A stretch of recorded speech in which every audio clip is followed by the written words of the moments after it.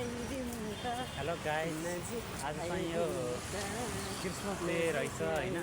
हामीलाई थाहा नभएर त्यत्तिकै हस्पिटल पुगेको। अहिले भने सबै पसलहरू यहाँ बन्द छ। बन्द भएर हामीले यता रुमतिर फर्किनु लागेको गाइसहरू। के गर्ने यार, यस्तै रहेछ। हामीले थाहै नपाएर हिँडिरह्यो भने मजाले अब त्यसो न्युज हेर्ने, हेर्ने, समाचार हेर्ने, अब के कुरा गरिँदैन गाइसहरू। मैले त्यही भएर नि हो कि हामीले थाहा नपाएको, केही नै थाहा नपाएर अब त्यत्तिकै हिँडेर आएको।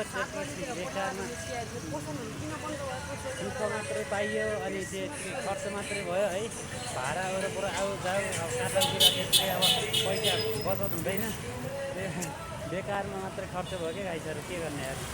ल सबैलाई ह्याप्पी क्रिसमस डेको शुभकामना। Happy Christmas day all of you. सबैलाई ह्याप्पी रहनु, खुसी हुनु होइन। हामीले अब